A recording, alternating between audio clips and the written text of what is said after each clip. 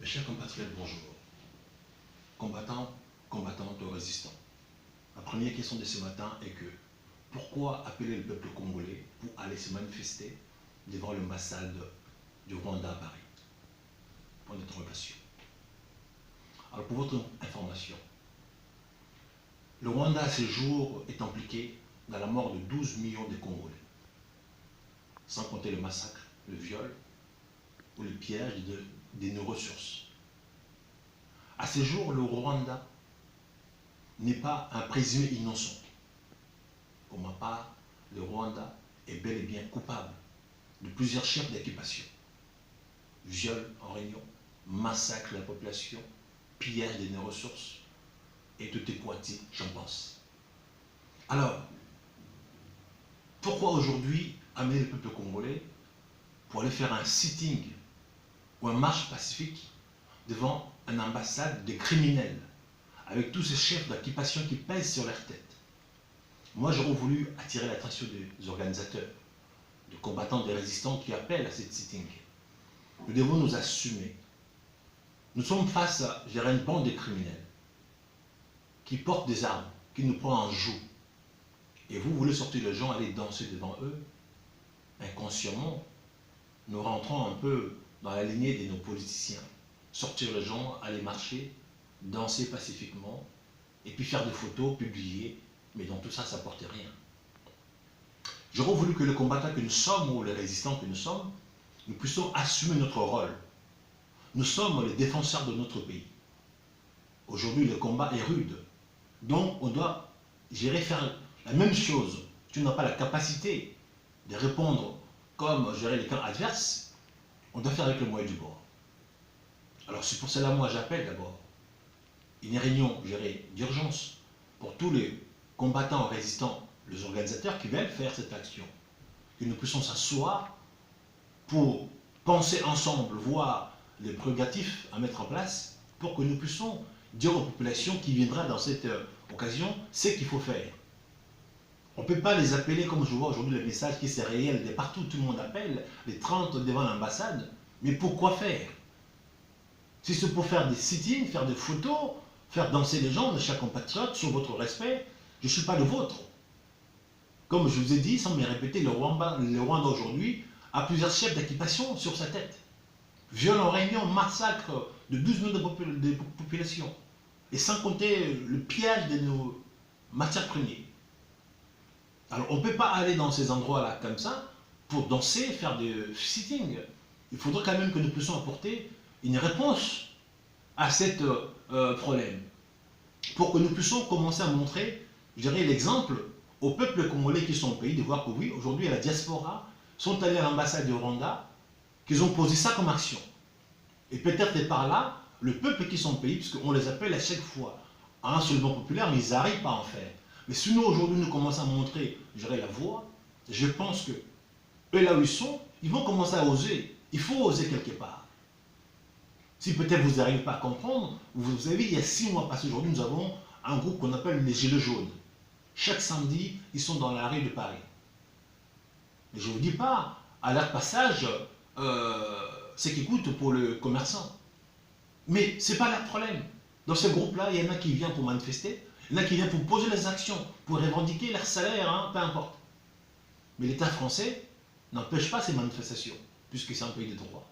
Pourquoi pas vous qui vivez en France, de profiter de cette canal, parce que c'est un pays de droit.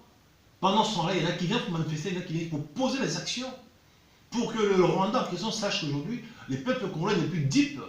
Donc on ne peut plus faire de ces gens-là comme on veut, puisqu'aujourd'hui, nous sommes dans un territoire, je dirais, protégé.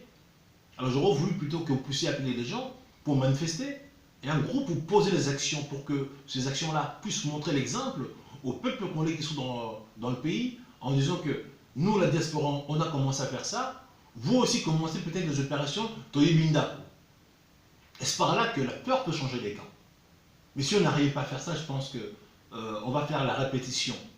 On a dit, les politiciens fait danser les gens, Fayoum par-ci, Moïse Katoum par-là, Mbemba par-là, et nous, la résistance, les combattants, inconsciemment, on va faire comme eux. Sortir les gens, faire un sitting, faire des photos, publier sur Facebook, tiens, on a été, ça a été. Non, c'est plus ça le combat. Le Congo aujourd'hui c'est un pays qui est pris dans un braquage au vu de tout le monde. C'est comme si vous êtes dans une banque, vous allez faire un dépôt, des gens qui rentrent, des bandits en armes, qui braquent la caisse avec vous dedans. Le Congo est pris dans un braquage au vu de tout le monde. Et par ces braquages, aujourd'hui, il y a les lois des armes qui imposent à un peuple un dictat. Nous avons vu en 1997 un groupe de gens qui sont rentrés avec un fils du pays en tête en disant que la libération de Fidel, c'est par là qu'on a été braqués. Ils ont tué leur, je dirais, bouc émissaire, ils l'ont remplacé par soi-disant fils. Et jusqu'aujourd'hui, 22 ans, le Congo est braqué. Nous sommes face à une bande de bandits organisés. L'agression du Congo, c'est une agression aujourd'hui avec un complot, avec de forces, je dirais, extérieures, importantes. Alors, vous pensez que vous pouvez aller danser devant des gens qui sont braqués, qui vous prennent en joue? Non, mes chers compatriotes. On doit changer les stratégies. Notre pays est pris en joue. Le pays est braqué par des armes. Et ces gens-là, aujourd'hui, nos braqueurs qui nous imposent leurs lois. Et puis, au passage, ils essaient un peu de légaliser leur braquage en disant qu'on vous a braqué, mais en même temps aussi, on fait fonctionner le pays en complicité avec quelques fils du pays pour faire semblant d'un fonctionnement d'un État. Mais pendant ce temps-là, l'État au Congo n'existait plus. On vous a nommé un président nommé, mais qui n'a pas les mains sur rien. Les ministères régaliens, le président qui ne maîtrise pas, qui ne contrôle pas. Nos frontières, c'est comme des passoires. Les gens, ils rentrent, ils sortent. Tout le jour, le minerai sort, on ne sait pas regarder la quantité ou la qualité. Alors, mes chers compatriotes, vous pensez que si nous allons toujours dans ces voies-là, pacifistes, faire danser les gens, ce pays-là sera libéré? Je crains qu'on pourra mettre 20 ans, on ne libérera pas ce pays-là. C'est par les actions que le Congo sera libéré. Par les actions, les camps adverses, il verra que ces gens-là commencent à se réveiller. Oui, parce que je vous dis, les gilets jaunes, ils sont en France, dans un pays de droit. Il y a un groupe qui marche, qui pose des actions. Mais c'est après à la police de faire son travail. Et tous les samedis, là où ils passent, les commerçants, ils en bavent. Alors, c'est un pays de droit, profitez dans ces canaux-là, posez des actions, mes chers amis. Sinon, arrêtez vos marches pacifiques inutilement, pour rien. Et j'assume mes propos sur votre respect. Alors, je vous appelle aujourd'hui pour dire qu'il faudra que nous puissions dépasser nos clivages. Il est temps que nous puissions se voir pour mettre en place un comité de réflexion pour apporter la libération au Congo. Si nous restons chacun dans son coin à faire ses vidéos, à faire si le Congo ne sera jamais libéré, on doit mettre de côté un peu nos égos. Le Congo impose une rencontre, que nous puissions faire un grand rassemblement de tous les combattants résistants dans chaque pays. Et par là, on dira, la France a sorti ça, la Belgique, la Suisse. Et si nous tous on se met ensemble aujourd'hui, ce pays-là sera libéré. On est 80 millions. Alors un tout petit pays comme le Rwanda nous a pris un jour. Ils ont quoi comme hommes? Ils ont quoi comme armes? On est plus nombreux que eux. Et pourquoi aujourd'hui on se laisse faire? On a des Congolais un peu par-ci par-là, mais notre pays est pris un jour. Il n'y a pas d'hommes qui cherchent la réponse. Moi j'en fais partie des gens là aujourd'hui qui sont prêts à apporter la réponse. Mais tout ça je ne le peux pas. Avec l'association des autres, pour que chacun ramène son expertise. Puisque cet édifice que nous allons construire est trop grand. Donc mes chers compatriotes, j'appelle pour un cabinet de réflexion, pour poser les actions, pour que quelqu'un sache que les Congolais, ils ont pris conscience, ils veulent se détacher. Et c'est par là qu'on va arriver. Je répète, regardez l'exemple des gilets jaunes. Ils sont bel et bien en France. Ils posent des actions et les commerçants, l'État français n'en a marre. À la finalité, il trouvera la solution. Donc si vous ne copiez pas leurs exemples, allez faire des sittings, ça ne sert à rien. Là, je ne viendrai pas. Mais si vous êtes prêts à dire au peuple congolais, venez avec ci et ça, là, je pense qu'on va se faire entendre. Alors, j'aurais voulu vous dire ceci encore. Le président nommé Kilombo et son gouvernement en sortir là ne fera rien pour le Congo. Aujourd'hui, je vous dis, Kilombo, il a été nommé. Dans sa deal, dans sa tête, il essaie de faire à l'envers, M. Kabila. Mais Kabila est plus malin que lui. Kilombo, il est nommé pour 2 ans. Maintenant, lui, il veut faire de sorte que son mandat passe pour 5 ans. Peut-être pour tenter le coup pour 10 ans. Mais il n'a pas les mains libres, parce que tous les ministères régaliens, il n'a pas à sa possession. Il n'a pas des hommes à lui. Là où il dort, là où il vit, là où il mange, c'est à Kabila. Donc, Si Kabila demain il veut s'en débarrasser de lui, par gérer l'Assemblée, on pourra le faire tomber, Kabila pourra revenir en force. Alors mes chers compatriotes, nous devons s'élever, s'unir pour stopper, bien dit stopper Kabila et stopper Tshisekedi, pour que nous puissions reprendre notre pays à main. Je ne pourrais pas finir sans parler de nos villages. J'ai entendu parler aujourd'hui qu'on vend nos villages au niveau de Maloko.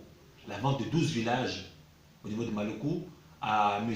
Kanambe Alias Kabila pour créer son élevage des vaches. Mes chers amis, je suis outré. Comment voulez-vous un seul homme? Déjà, il a acheté Kingakati. On ne contrôle pas, on ne sait pas réellement ce qui se passe à Kingakati. Et maintenant, il va acheter 12 villages autour pour créer son élevage des vaches venus tout droit du Rwanda. Monsieur, il faudra quand même que nous puissions s'élever. Qui sont ces gouvernants? Alors, la population de ces 12 villages-là, vous allez les mettre où? Combien d'argent vous allez leur donner? On sait qu'au Congo, chaque famille peut être à 4 ou 5 enfants. Les gens qui sont là, c'est eux qui créent un peu l'agriculture, c'est eux qui nous ramènent à manger. Vous le délocalisez chez eux pour créer un élevage de vaches. Est-ce que l'être humain dans ce pays-là? Il n'y a plus de valeur. Moi qui est humaniste, c'est la mort de l'âme. J'aurais voulu dire clairement que l'être humain est bel et bien sacré. Mais je vois à ce jour, il y a une loi nouveau qui fait que l'être humain est violé et massacré. Au pire des cas, remplacé par des machines, ou je dirais par des vaches, ou par des automates. Je suis contre cela. Je suis celui qui dit clairement non à toutes ces lois un peu, je dirais, barbares pour malmener ou mépriser l'être humain. L'être humain n'a pas de prix. Aujourd'hui, quiconque voudrait que l'être humain devienne un second chose, ou je dirais, le minimiser, il faut qu'il soit combattu. On ne peut pas laisser les gens, par le pouvoir d'argent, de nuire à l'autre, puisqu'ils pensent à leur profit. Oui, il va créer l'élevage pour vendre les vaches, mais ces vaches-là, s'il n'y a pas des gens normaux pour le manger, mais à qui va le vendre ces vaches-là? Alors, l'humanité est sacrée. Je suis humaniste. Alors, nous avons le devoir de combattre quiconque voudrait mettre à mal l'humanité. On doit le combattre farouchement jusqu'au bout. Les gens qui ont le projet de dissimer la population, comme on voit aujourd'hui, ils ont créé des maladies, Ebola, tout consort. Ils ont créé des produits pour peut-être supprimer des naissances dans des familles africaines. Non, c'est contre la loi. Même s'ils sont pauvres, ils ont 50 enfants, c'est leur problème, ce n'est pas à vous d'imposer le nombre d'enfants dans une famille, monsieur. Chacun fait son choix, chacun va mener sa porte. Chacun fait des enfants en fonction de ce qu'il pourra peut-être nourrir leurs enfants. Alors, ce n'est pas un voisin qui viendra dire non, vous avez beaucoup d'enfants, il ne faut plus en faire. Non, je suis contre pour ça. Alors, mes chers compatriotes, nous devons s'unir. Le rassemblement impose, avant cette date du 30, où vous appelez tout le monde de relaye pour ces manifestations, pour ces sittings à l'ambassade du Rwanda, moi je suis pour que nous puissions mettre les intelligences d'abord qui rentrent en compte. Que nous puissions se voir, nous les résistants, nous les combattants, et par là, définir ensemble les modalités, les actions à poser. Et quand on va définir ces actions à poser, nous n'allons pas aller faire la guerre à l'ambassade de Rwanda, non. Nous allons œuvrer comme ils font peut-être les Gilets jaunes. Et peut-être par là, je pense que le Rwanda, ils sauront que oui, le Congolais de France, ils se sont réveillés, ils commencent à se manifester, et puis par rapport à ce qu'on nous va faire ces jours-là, et je pense que le message va aller jusqu'au pays. Ceux qui sont au pays diront, ah, ok, nos grands frères de l'Europe ont commencé, parce que c'est nous aujourd'hui qui fait vivre un peu nos familles en Afrique. Si on donne quand même le haut là, le ton, ils peuvent suivre. Demain, on peut commencer à initier des opérations, et puis, au pire du temps, on peut commencer à le bouffer de temps en temps comme des souris. Donc, mes chers compatriotes, je suis pour l'unité. C'est dans l'unité qu'on peut faire des choses. Aujourd'hui, le combat dans l'anarchie, sincèrement, on ne mènera à rien. Et puis, on ne fera rien de concret. Donc, je suis pour que nous puissions s'asseoir, mettre les intelligences à table, créer un business plan, voir ce que nous avons, ce que nous manquons, nos capacités, nos faiblesses, et par là, on met ensemble. Et je vous garantis, 2 ans, le Congo sera dégagé. On est 80 millions. S'il faut sacrifier, je dirais, 10 millions pour que le Congo soit libéré, on peut en faire. Il ne faut pas qu'on puisse gérer ces machements. Le Congo est pris dans un joug. Le Congo est pris dans un braquage. Ce n'est même pas un État. C'est un groupe de bandits armés qui ont braqué le pays. Et par là, maintenant, ils imposent leurs lois, je dirais, au peuple congolais, avec l'arme à la main. Ils posent les dictats. On n'a pas reçu ces gens-là démocratiquement. On n'a pas reçu ces gens-là parce qu'on les aime. Ils nous ont braqués. Alors quand le pays est braqué, je pense que la meilleure façon à faire, il faut braquer le braqueur. Ou bien il faut faire un peu, c'est que lui il sait faire de mieux. Là, on est bien placé pour en faire. Alors, mes chers compatriotes, j'appelle pour l'unité. Un pays braqué, un pays sous occupation, on ne va pas supplier l'occupant de vous libérer. Il va vous dégommer. On doit plutôt le dégommer pour que le pays soit libéré. Donc j'appelle pour l'unité. Sans l'unité, ce pays-là ne sera pas à nous. Et c'est parti pour la balkanisation, découpée. On vend des territoires, on vend des villages, on vire la population sans se rendre compte que ces gens-là, ils ont des familles. Vous imaginez l'être humain au Congo, ça ne vaut rien du tout. Tu tues quelqu'un, donner 50 $, l'affaire est réglée. Oh, on va comme ça là. Je suis désolé. Les pauvres ont le droit de vivre. Les riches, il faut qu'ils respectent le pauvre. Maintenant, celui qui a l'argent, il vient, votre village achète et vous vous dégagez. Vous allez où? Non, je suis désolé, outré. Mes chers compatriotes, pour ça déjà là, il faut qu'on nous dépassons nos clivages, qu'on se mette ensemble. Si on est ensemble, on peut libérer ce pays-là. Si on est dans l'anarchie, dans la méfiance, chacun dans son coin, alors dans ces cas, le Congo ne sera pas libéré. Alors je vous dis, votre appel pour le 30, je pourrais être de vôtres si vous acceptez mon appel en disant que une réunion se pose d'abord à tous les combattants résistants et pour définir les règles ou les actions à poser. Si vous acceptez cette réunion-là, je serai le vôtre, je pourrai peut-être vous faire bénéficier de mes compétences, de mes connaissances dans ce domaine. Et là, je pense qu'on va commencer à nous respecter. Mais si vous ne voulez pas se réunir, vous voulez aller gérer, alors de disperser, je vous dirais, allez-y, je ne serai pas les vôtres. Je resterai dans mon coin, le temps que je puisse un jour trouver des gens qui sont déterminés pour libérer ce pays. Alors je dirais clairement que bonne semaine à tous, que Dieu vienne à l'aide des RDC. Merci à vous.